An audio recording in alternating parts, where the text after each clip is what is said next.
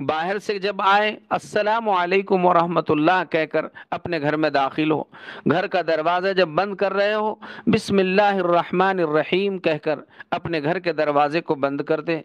استنجا کے لیے جانے کے وقت ضرور اس بات کا خیال رکھیں کہ ہمارا بایاں پیر، الٹا پیر پہلے وہاں جائے اور نکلتے وقت پہلے سیدھا قدم ہمارا باہر نکلے۔ جانے آنے کی مسنون دعا پڑھنے کا اہتمام کیا جائے۔ سوتے وقت باوضو سونے کا اہتمام کیا جائے۔ باوضو سونا اللہ کے رسول صلی اللہ علیہ وسلم کا یہ عمل رہا ہے، لہٰذا وضو کا اہتمام اس وقت کیا جائے۔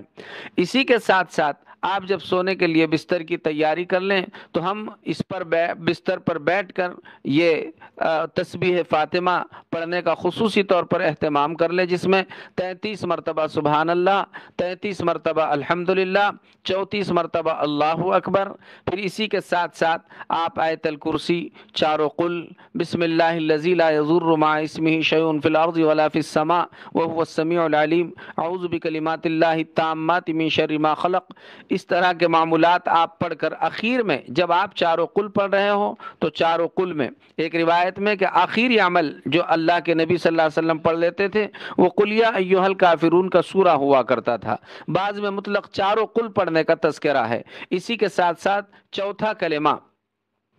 اس کو پڑھنے کا جس کو کلمہ توحید کہا جاتا ہے، یہ سب پڑھنے کے بعد آپ اپنی دونوں ہتھیلیوں پر دم کر لیں اور ہتھیلیوں پر دم کر کے پورے بدن پر آپ مل لیں، اور پھر اسی کے ساتھ بستر پر آپ سیدھی کروٹ سو جائیں، اور سیدھی کروٹ سنت کے مطابق اس طرح سے کہ ہمارے رخسار کے نیچے ہمارا سیدھا ہاتھ ہو، اور پھر آپ اس طرح سے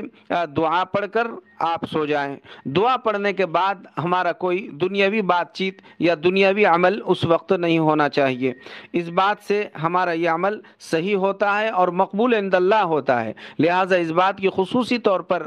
فکر کی جائے کہ ہمارا ہر عمل سنت رسول اللہ صلی اللہ علیہ وسلم کے مطابق ہو، اور اس میں کسی قسم کا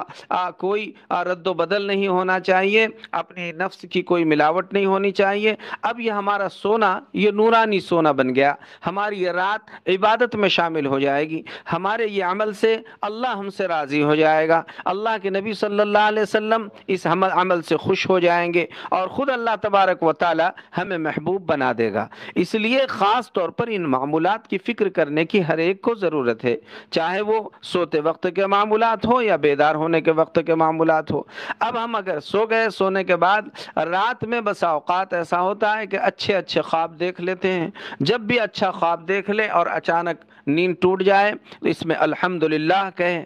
اور اگر نیند کی حالت میں ہمیں کوئی برا خواب نظر آ جائے، ڈراؤنی خواب نظر آ جائے جس سے ڈر معلوم ہو رہا ہے یا وہ خواب ہمیں اطمینان بخش معلوم نہیں ہوتا ہے، تو ایسے موقع پر چاہیے، اللہ کے نبی صلی اللہ علیہ وسلم کا رات میں یہ عمل ہوتا تھا کہ اس وقت آپ جو ہے اس کروٹ پر پہلے 3 مرتبہ تھوک دیتے تھے، تو 3 مرتبہ اس کروٹ پر تھوک دینا چاہیے، باضابطہ تھوک دیں، اور اس کے بعد 3 مرتبہ اعوذ باللہ من الشیطان الرجیم پڑھیں، اور اس کے بعد کروٹ بدل کر سو جائے۔ جس کروٹ پر یہ خواب گرا ہے اب آپ کروٹ بدل دیجئے، اور کروٹ بدل کر